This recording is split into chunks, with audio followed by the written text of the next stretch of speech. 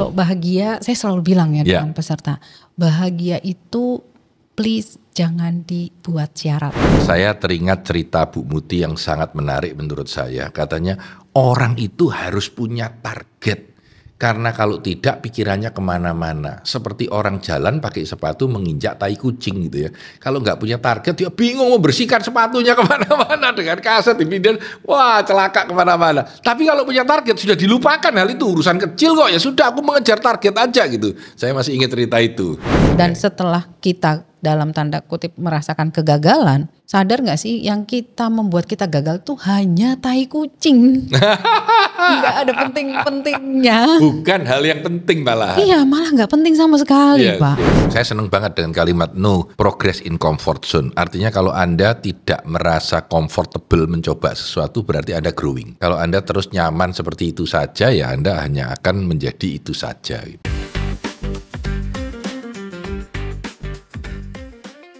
Mitra bisnis, kita kembali dalam Business Wisdom Podcast.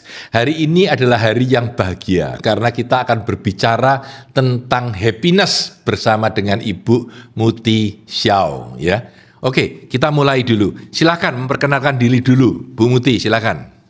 Halo mitra bisnis, saya Muti Xiao. Saya bergerak di bidang konsultan, saya membantu banyak klien saya untuk berbagai kebutuhan ya, mulai dari masalah personal, masalah profesional, juga perusahaan-perusahaan. Saya memang banyak bergerak di bidang kepribadian ya, psikologi dan juga kehidupan sehari-hari. Ya, mungkin kalau agak bergengsi bilangnya konseling gitu ya, atau psikolog lah ya.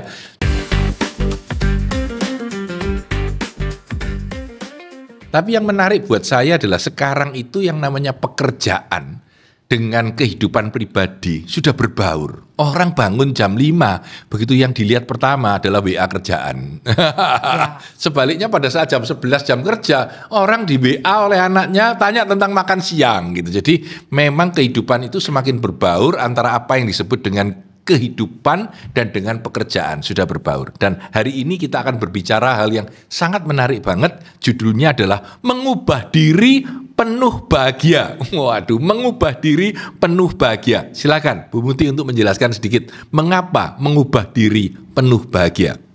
Ya, jadi kita ini kan hidup dinamis ya Pak ya. Kita Benar. hidup dinamis, perubahan dunia apalagi ya 5-10 tahun ini sangat cepat ya. Bapak sendiri menulis ya Pak ya, zaman baru Pak. Zaman baru.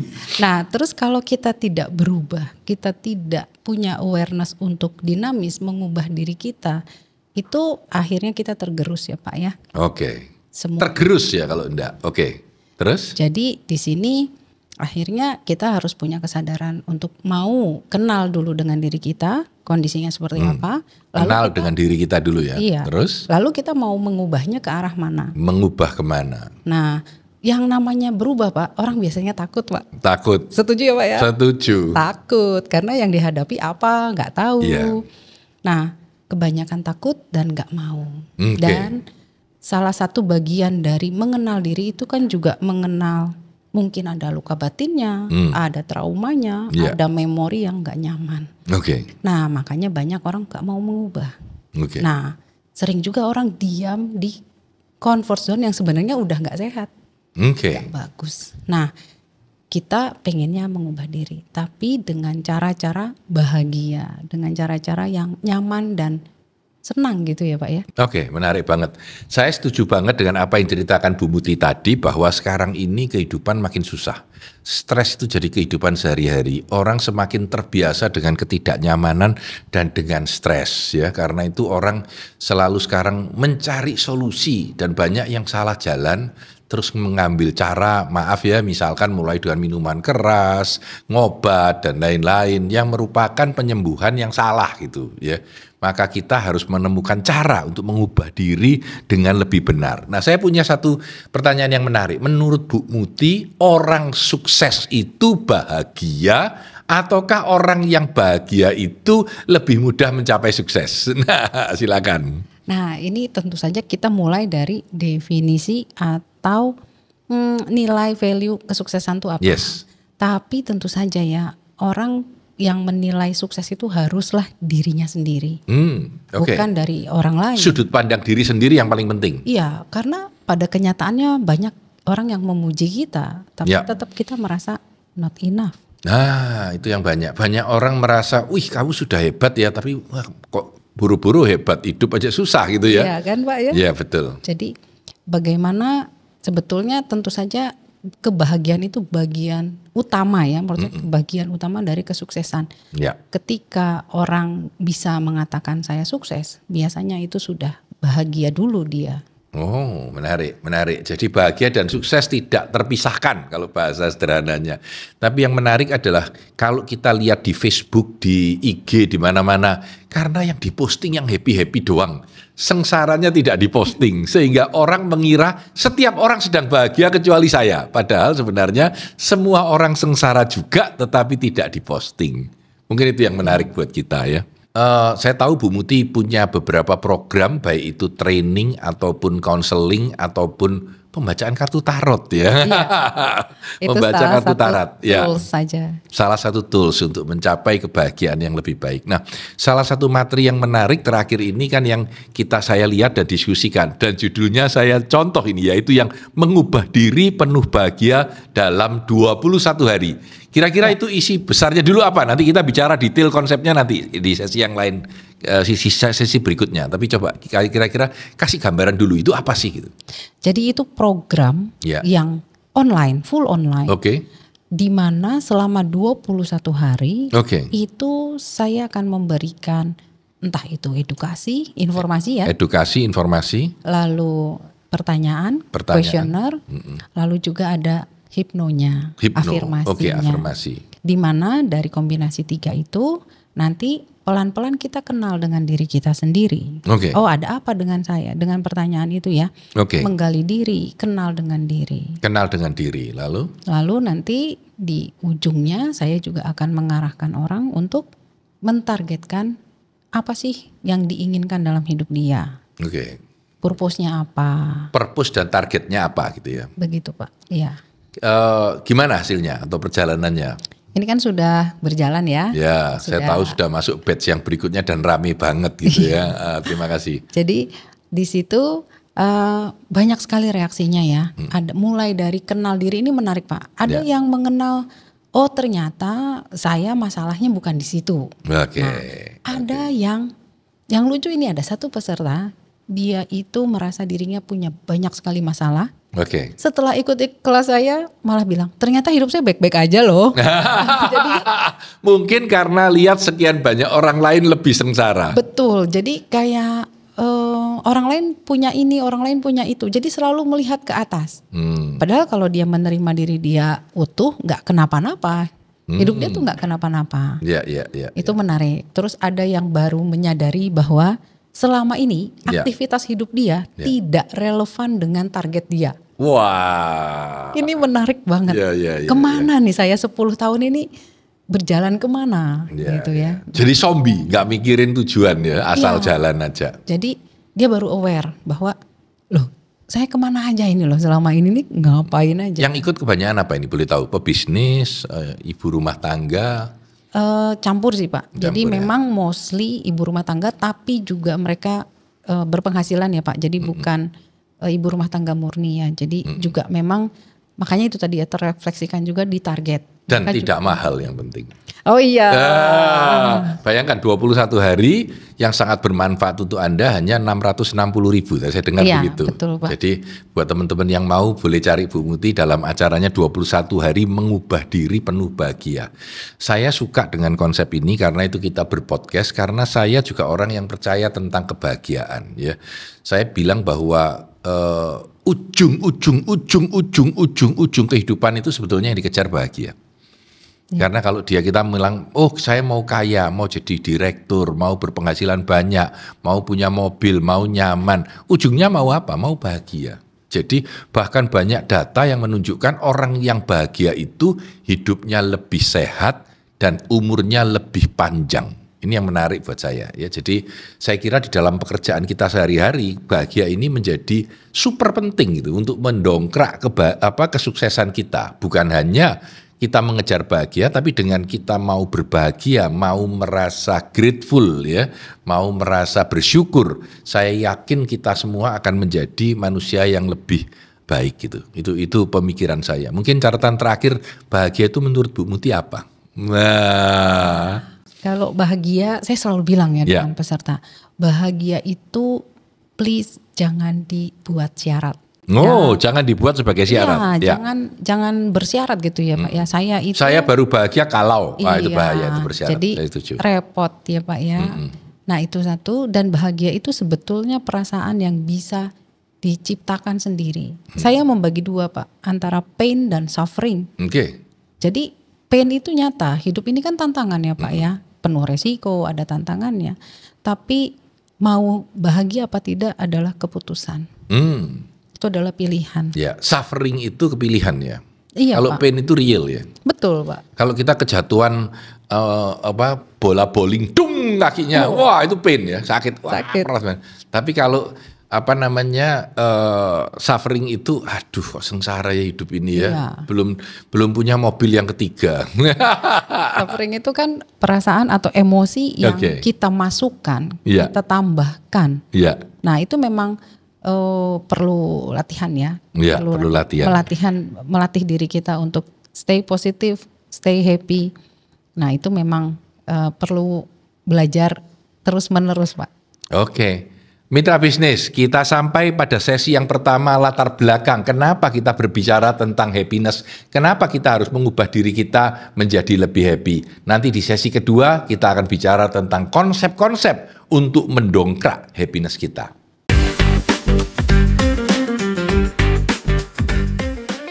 Mitra bisnis, dalam konsep sesi yang kedua ini kita akan berbicara apa sih yang bisa membuat kita 21 hari menjadi lebih bahagia. Saya mulai dengan pertanyaan, mengapa 21 hari mengubah diri penuh bahagia? Silakan. Ya, karena memang ada tuh teorinya Pak, bahwa habit itu bisa dibentuk dalam waktu 21 hari. Benar, saya pernah dengar juga 21 hari ya. Jadi ya kita berangkat dari situ, kita mulai dengan mengubah sesuatu itu selama 21 hari. Itu minimal ya Pak ya. Kalau cocok bisa sesi kedua. Pertanyaan pertama, kira-kira langkah-langkahnya apa sih secara besar supaya kita paling tidak tahu gambarannya? Silakan. Jadi kalau dalam program ini Pak, yang paling pertama adalah mengenal diri dulu. Menarik, mengenal diri kita dulu. Ya. Karena kenyataannya Pak, banyak orang tuh nggak kenal dengan dirinya. Setuju banget. Pakai tools apa itu? Tools yang bisa kita pakai tuh ada salah satunya yang sangat powerful dan saya suka banget itu Gallup Strength. Gallup Clifton Strength ya. Ini kebetulan Bu Muti salah satu dari BWI Certified Strength coach gitu. Silakan. Terus? Ya, dari kita tahu karakter bakat kita itu menjadi bekal kita untuk tahu power kita tuh di mana. Nah, itu kan juga termasuk gak cuman power untuk dipakai di gas tapi juga di rem.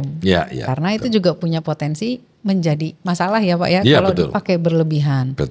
Jadi orang akan kenal Pak dengan dirinya. Saya itu punya masalah. Ternyata tuh gara-garanya diri saya sendiri tentu yang karakternya begini. Asik. Jadi atau dia belum menyadari sebetulnya saya itu pernah loh ya jago di sini, saya pernah loh, karena kan yang hadir itu peserta rata-rata 35 tahun ke atas ya Pak ya. Jadi biasanya saya juga ajak mereka flashback gitu, pencapaian-pencapaian waktu SMA, kuliah apa, nah itu dikarenakan apa? Oh iya ternyata ada loh, maksudnya dari bakat-bakat saya yang akhirnya ditinggalkan, dilupakan atau tidak diasah lagi. Dengan berbagai cerita ya Pak ya, dengan berbagai latar belakang mereka melakukan itu. Jadi mengenal diri sendiri ini porsi besar di awal yang harus kita lakukan. Sesudah itu apa yang akan kita lakukan? Lalu tentukan maunya apa. Maunya apa? Jadi setelah dia tahu dari dirinya, terus kan dia bisa menilai mana yang baik, mana yang mau dia buang, mana yang mau dia tambah, mana yang mau diedit gitu ya Pak ya. Diedit. Yang dibuang itu yang mana gitu ya. Bisa kasih contoh nggak apa yang mau dibuang gitu? Yang dibuang kebanyakan itu adalah belief yang salah, Pak. Belief yang salah. Boleh kasih contoh? Nah, dari kecil itu kan kita diasuh, dibesarkan di lingkungan berbagai ya Pak ya. Yang mengajar kita ini banyak, caregiver kita banyak. Nggak hanya orang tua, ada guru, ada keluarga yang lain.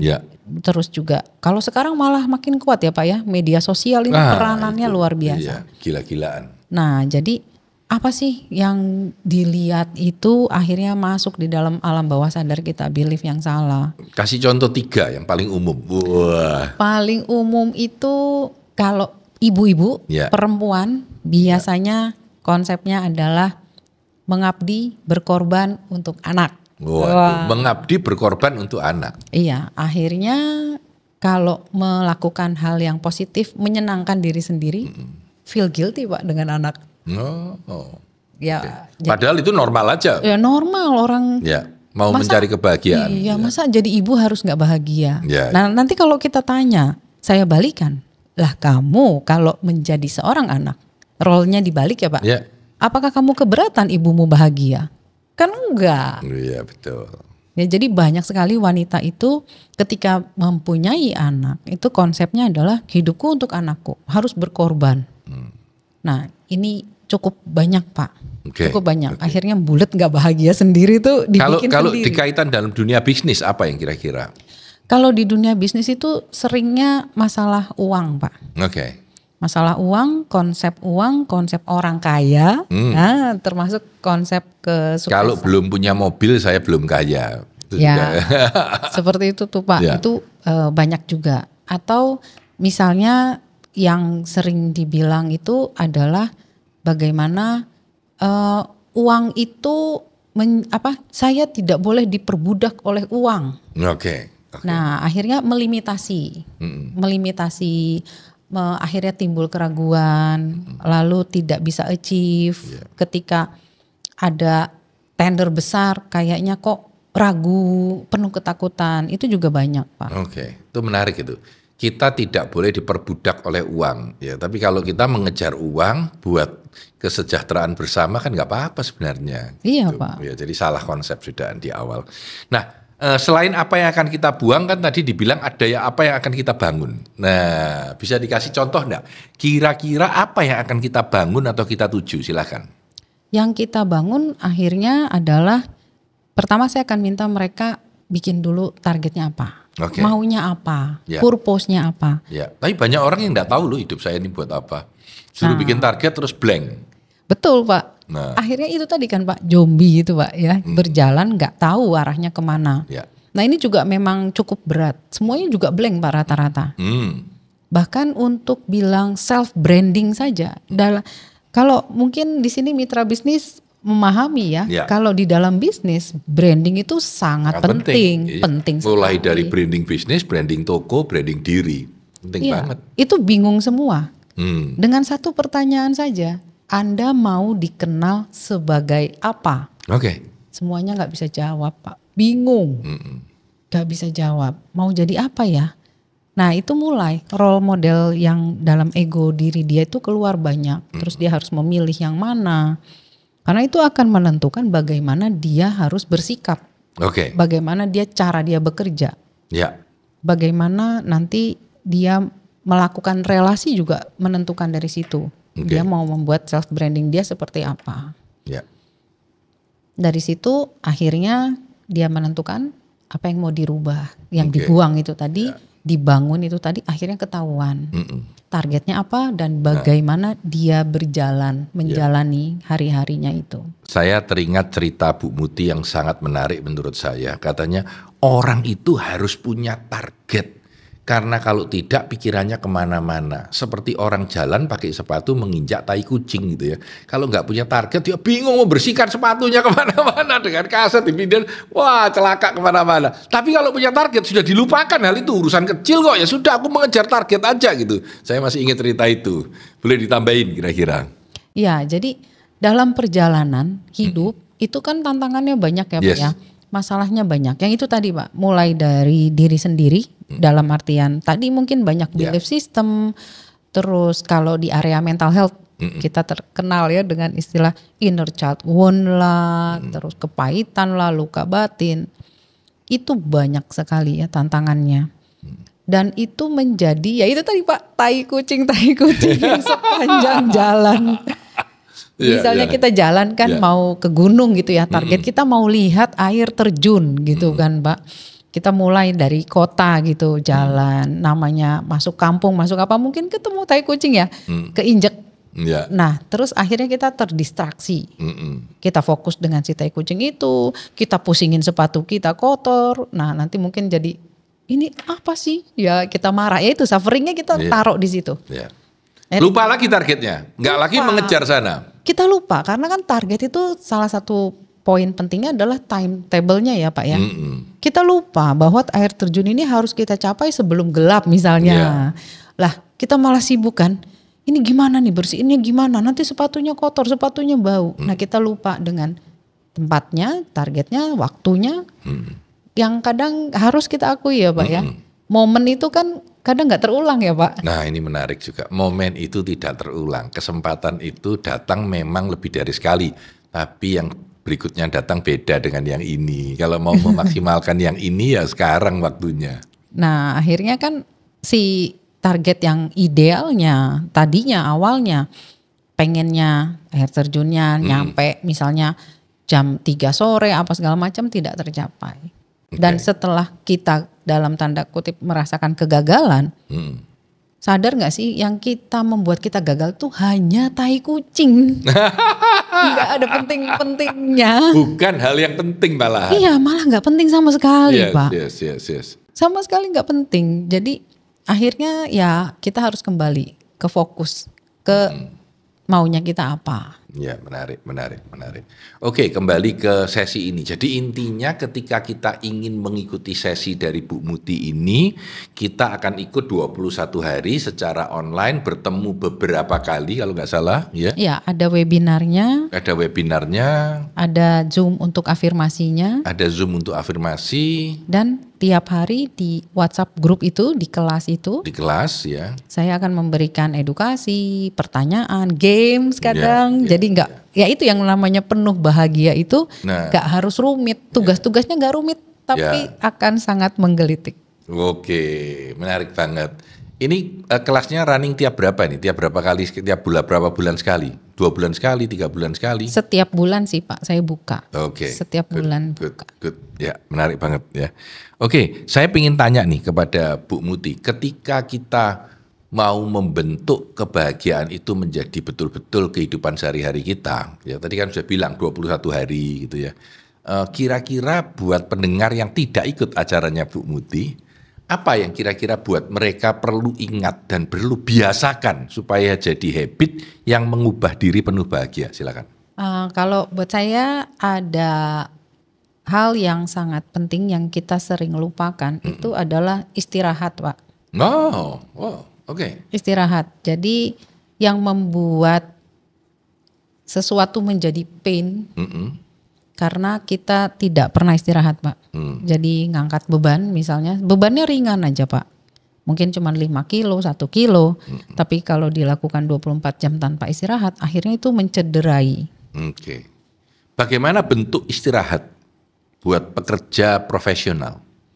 Nah tentu saja banyak sisi kan Pak. Manusia itu saya bagi 3 ya Pak. Tubuh, pikiran, dan mental. Nah 3-3 itu yang perlu istirahat. Mulai dari tubuh ya berarti kan mulai tidur lah, segala macam ya Pak, olahraga. Terus secara mental ya berarti butuh mungkin melakukan hobi. Lalu kalau secara pikiran ya berarti harus berhenti berpikir ya Pak ya, take a rest untuk berpikir. Ini penting banget Pak. Sebelum beban yang sebetulnya tidak menyakiti menjadi menyakiti kita. Karena tidak pernah berhenti. Iya Pak, karena dia tidak mau, biasanya nggak mau Pak. Kita tidak mengizinkan diri kita berhenti. Saya jadi teringat sebuah story, saya izin ya 1 menit. Jadi ada sebuah perusahaan yang ingin membuat anak buahnya tidak terlalu stres. dan memanggil konsultan hebat gitu. Dan konsultan ini minta waktu 1 hari untuk ngajar. Oh, bosnya marah-marah, enggak bisa kalau 1 hari gitu ya. Terus 2 jam, enggak cukup, enggak punya waktu 2 jam gitu. Akhirnya konsultannya bilang, saya minta 1 menit kali 3 setiap hari gitu. Akhirnya ya udah kalau 1 menit kali 3 menit boleh gitu. Nah yang menarik di dalam ruang kerja itu, orang itu pada jam tertentu, katakanlah kerja mulai jam 8 gitu ya, maka jam 11 semua disuruh berhenti kerja ya. Berhenti kerja, lampunya diredupkan, terus dia bilang, oke, 1 menit ke depan kita break ya. Tarik nafas yang panjang, mata ditutup ya. Sudah gitu sudah narik, tahan, lepaskan perlahan-lahan ya. 1, yang kedua dilakukan ya. Ternyata setelah yang keempat sudah 4 kali, sudah 1 menit. Buka mata, kerja lagi, lampunya dinyalakan, kerja lagi. Cuma itu aja. Dan itu dilakukan 3 kali sehari. Dan katanya setelah itu dilakukan, stress level itu turunnya luar biasa.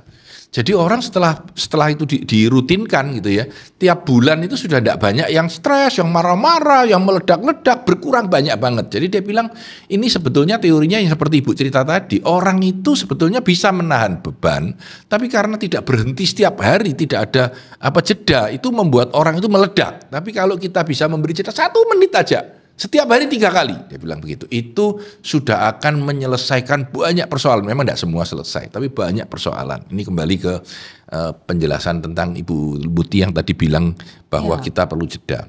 Iya, dengan jeda itu akhirnya kita lebih punya daya tahannya lebih panjang, Pak. Setuju. Jadi mungkin kalau yang bekerja justru setelah melakukan istirahat-istirahat itu daya pikirnya akan lebih baik. Oke. Emosinya lebih baik. Oke. Di kantor juga relasi menerima lebih baik. break, ya hubungan akan lebih baik. Iya, karena lebih slowing down ya, semuanya lebih kelihatan, lebih slowing down, lebih nampak ya. Ketika orang bicara itu kita bisa mengamati sebenarnya ini apa yang mau dikomunikasikan gitu oleh kolega kita, oleh customer kita. Kita bisa tahu dengan lebih baik, dengan stamina yang sudah pulih gitu ya Pak. Ya. Itu juga yang saya pernah diberitahu kawan yang suka miara ikan koi. Jadi kalau stres Pak San, jalan ke depan, lihat ikan koi, oh tenang kembali. Jadi ternyata caranya beda-beda gitu untuk merilis stres itu supaya bisa punya waktu jedanya. Oke, yang lain apa kira-kira? Yang lain dari kelas ini adalah ya menerima diri ya Pak ya. Menerima diri, oke. Menerima diri bahwa kita acceptance. Unik. Iya. Sama di Gallup kan juga ada ya Pak. Iya. Ya? Nomor 1 menerima diri itu penting banget. Mengakui bahwa memang kita punya bakat seperti ini, kita punya situasi seperti ini. Beda dengan orang lain. Nah itu Pak, yang tadi Bapak bilang juga di media sosial ngelihat orang lain melulu, yang dilihat ke atas melulu, akhirnya aneka pikiran muncul. Aneka penghakiman pada diri sendiri loh Pak, ya itu yang muncul. Nah ini yang akhirnya bikin diri sendiri tidak bahagia. Oke. Bersyukur juga menurut saya kan mirip ya. Bersyukur itu berterima kasih dengan apa yang kita punya atau kita dapatkan. Itu mungkin juga sesuatu yang terpikir oleh saya menjadi penting. Ketika kita bisa bersyukur dengan lebih, hidup kita akan jauh menjadi lebih baik. Saya kira itu pada sesi kedua kita berbicara tentang konsep bagaimana mengenal diri, lalu bagaimana membangun diri, dan bagaimana membuang apa yang sudah tidak baik di dalam diri kita, serta membuat sebuah fokus akan target. Ya, saya kira itu pada sesi kedua tentang konsep. Nanti pada sesi ketiga, mitra bisnis kita akan sharing bagaimana mengaplikasikan pengetahuan ini di dalam kehidupan diri kita, baik secara bisnis ataupun dalam kehidupan personal kita.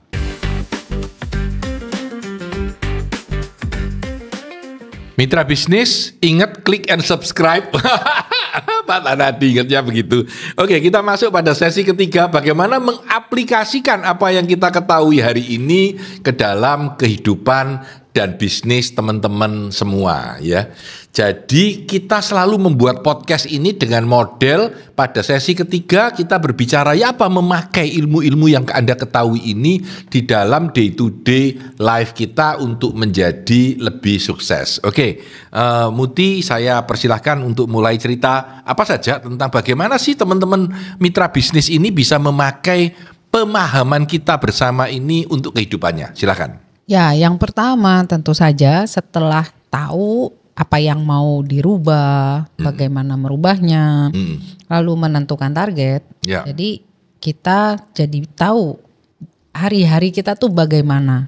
Oke, hari-hari kita bagaimana? Ya, jadi biasanya mereka akan langsung bisa membuat jadwal kehidupan. Oke. Jadwal ini mulai dari harian, Pak. Oke. Biasanya tuh sampai hari ke hari, jam ke jam itu terjadi perubahan, Pak. Karena Oke. mereka sangat menyadari bahwa selama ini saya kemana aja, kok banyak banget jam-jam yang saya pakai itu nggak terbuang percuma, Ya. tidak efisien. Ya. Lalu sampai ke mingguan, ke bulanan, ke tahunan. Tentu ini setelah kita tahu pelajaran mengenal diri sendiri yang tadi kita sharing di sesi kedua tentang konsep ya, baru dilakukan keseharian, betul ya? Ya, jadi setelah dia tahu diri, dia mulai perlahan-lahan ya Pak, berproses, menambah dan membuang itu tadi yang dirubah. Cukup banyak biasanya Pak, mereka kayak baru tersadar ya, 20 tahun, 30 tahun saya kemana aja. Dan kadang memang target itu juga bisa berubah kan Pak? Yes. Yes. Target, purpose itu sangat-sangat boleh untuk berubah. Sangat fleksibel juga. Karena tujuan orang berubah, kadang orang yang ada di sekitar kita pun berganti. Itu bisa saja. Lalu mereka membuat jadwal itu. Nah, yang paling penting adalah waktu kan ternyata ya Pak ya. Yes. Dalam hidup ini yang utama adalah waktu. Bagi saya, kita boleh jualan barang ya. Ya. Kita boleh jualan jasa, Ya. apapun itu. Tapi Ya. sebetulnya yang utama yang kita jual adalah waktu. Ya, waktu. Semua itu adalah waktu. Apalagi kalau kita kan bilang target dan purpose itu harus timetable. Ada target waktunya yang kapan. Karena target biasanya juga bisa nambah kan Pak. Ya. Udah achieve satu, kita yang berikutnya apa. Jadi waktu itu akan sangat efisien. Target akan tercapai. Nah sampai ibaratnya ya pensiun kita mau seperti apa, itu akan tercapai. Saya ingin sharing sedikit ini tentang kalimat waktu ini.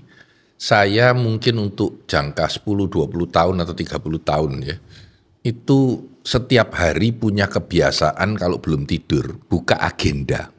Saya sudah beli segala macam agenda. Jadi buka agenda, lihat hari ini sudah ngerjain apa saja. Yang kerjaannya bagus saya lingkari, saya kasih bintang. Ya. Lalu saya melihat besok mau kerja apa. Pilihannya kan banyak tuh di agenda mau apa. Biasanya saya lingkari 1, 2 atau maksimum 3 yang utama. Ya, 1, 2 atau maksimum 3. Saya hanya butuh 5 menit paling banyak. Mungkin enggak sampai 5 menit sebelum tidur itu saya lakukan ya. Lalu agenda saya taruh di bawah.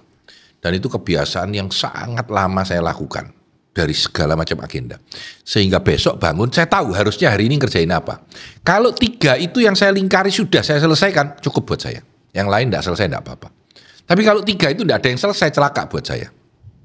Berarti prioritas belum saya utamakan. Nah ini menarik. Lebih baik ada 1 tapi selesai daripada kita punya agenda tulisannya 8 tapi semua di carry over ke besoknya, carry over ke besoknya, carry over ke besoknya sampai sebulan lagi tetap di carry over terus apa yang ingin dilakukan. Itu menurut saya. Jangan mengagendakan 5 hal yang harus selesai besok. Enggak visible. 1 aja, 2, mentok itu 3. Maka kamu akan lebih fokus. Dan 1 tip ini sederhana aja. Sebelum tidur, buka agenda 5 menit. Pikir apa tadi yang sudah benar dan sukses, kasih bintang. Mana yang besok harus aku lakukan, aku lingkari, tutup, lalu tidur. Itu akan mendongkrak sukses Anda. Setuju Pak. Ini Pak Tanadi ini sadar gak sadar ya Pak ya? Ya. Ini kalau di dalam dunia hipnosis itu adalah kita memasukkan sesuatu di dalam diri kita ya, alam bawah sadar tuh Pak. Pada saat tidur. Ya, di dalam hidup kita setiap hari itu kita minimal ya Pak, minimal punya 2 momen alfa. Itu kata awal dari Alpha Smart yang kita pakai. Betul. Iya. Ini silakan. Salah satu tools saya juga yang dari BWI juga ini ya, luar biasa powerful. Itu adalah alat training, coaching, counseling juga saya pakai luar biasa. Jadi kalau alpha itu adalah state di mana kita sangat rileks dan masuk ya, alam bawah sadar itu masuk. Betul. Belief itu tadi kan ya. Mau beliefnya salah, bagus, itu masuk. Makanya tadi kan sebelum tidur dan sesudah tidur. Ini adalah 2 momen krusial. Jadi ini yang memang harus kita maintain baik-baik. Sebelum tidur kita, tadi kalau Bapak kan mereview. Ya, melihat apa yang sudah jalankan dan apa yang besok harus saya jalankan gitu. Nah, tanpa sadar tuh masuk ke dalam otak. Betul, jadi kita mulai menilai, mereview, membuang mungkin ya. Tadi ada yang skip, yang nggak tercapai. Lalu kita tidur. Nah pas bangun tidur kita juga sudah tahu apa yang harus kita lakukan. Nah ini yang akan menata alam bawah sadar kita itu lebih rapi menuju ke target. Nah itu, nah ini juga menjadi bagian dari program 21 hari yang tadi 4 hari saya memberikan afirmasi di malam dan subuh. Jadi saya malam 21.30 Zoom Pak, memberikan afirmasi. Subuh 4.30 saya Zoom dengan peserta, memberikan afirmasi. Dan luar biasa Pak, jadi efeknya itu luar biasa. Yang bat sebelumnya ini memang ada reaksi-reaksi yang tidak nyaman ya. Ketika mereka mengingat trauma-trauma itu ada yang mual, ada yang pusing, ada yang sesak. Tapi juga banyak yang akhirnya tidak bisa tidur jadi bisa tidur. Yang gak fokus jadi bisa fokus. Lalu sampai penurunan berat badan Pak. Waduh. Jadi ada beberapa peserta, bahkan ada salah satu tuh sakit Pak. Sakit tiroid dengan minum obat banyak itu dia berat badannya naik. Sudah bertahun-tahun tidak bisa turun. Tapi mengikuti program saya dia malah bisa turun. Dalam 21 hari. Turun berat badan. Saya bilang coba perhatikan ini ada apa. Karena afirmasi saya tidak ada satu kata pun berkenaan dengan tubuh, kesehatan. Saya tidak membahas ranah itu. Tapi kok efeknya ke badan. Nah ini berarti mungkin yang membuat Anda sakit ini adalah mentalnya, belief yang salah atau apa yang akhirnya terapikan, terbuang dengan sendirinya. Menarik. Saya tiba-tiba teringat satu kata yang sekarang ini lagi in banget terutama untuk Gen Z. Wah, baru kerja 2 hari. Pak, saya break dulu ya. Kenapa? Mau healing. Gen Z ini penuh dengan healing ya. Nah, saya ingin menggarisbawahi atau melihat kata healing ini terutama dalam konteks kerja, terutama anak muda zaman sekarang yang sedikit-sedikit mau healing, sedikit-sedikit mau healing. Silakan, kasih masukan mungkin. Ini agak salah kaprah kalau menurut saya. Ini salah kaprah. Jadi bukan healing Pak. Yang betul ya tadi istirahat Pak. Jadi ada 2. Kalau heal itu untuk pain. Sedangkan kalau istirahat itu adalah take a break dari activity yang sudah jalan. Jadi sedangkan aktivitas itu harus mempunyai konsep bahwa ini adalah sesuatu yang dijalankan bukan pain. Tapi anak Gen Z ini kayaknya seringnya activity itu dibuat pain. Nah atau dianggap pain itu bahaya. Jadi aktivitas yang kita sebut rutin. Kita sebut kerjaan. Pekerjaan rutin, investasi. Investasi ini kan termasuk waktu. Belajar. Itu dibilang pain. Nah ini kan repot ya Pak. Akhirnya kan bahasa yang keluar adalah healing. Sedikit-sedikit healing gitu ya. Padahal itu tidak healing. Itu adalah proses perjalanan. Makanya saya bilang ini termasuk yang itu ya Pak. Yang saya bilang beliefs yang salah. Belief yang salah itu misalnya dia bilang saya menolak kalau hidup itu dibilang susah. Kalau bilang hidup susah nanti mindset saya hidup susah. Hidup itu seneng. Lah kan gak begitu Pak. Nah kalau mereka yang dikit-dikit healing ini pengennya hidup seneng aja. Nah padahal hidup itu gak bisa begitu. Iya campur. Harus ada seneng dan susahnya. Betul Pak. Tanpa susah, tanpa adrenalin kita tidak level up. No progress in comfort zone. Itu sudah hukum alam ya Pak ya. Saya senang banget dengan kalimat no progress in comfort zone. Artinya kalau Anda tidak merasa comfortable mencoba sesuatu berarti Anda growing. Kalau Anda terus nyaman seperti itu saja ya Anda hanya akan menjadi itu saja gitu. Buat para pebisnis ya, buat para pebisnis yang kerjanya rutin, capek, workaholic dan lain-lain. Mungkin ada tip dari Bu Muti untuk bisa menjadi lebih penuh bahagia. Silakan. Yang pertama, saya melihat orang yang workaholic juga sering melakukan itu tanpa target.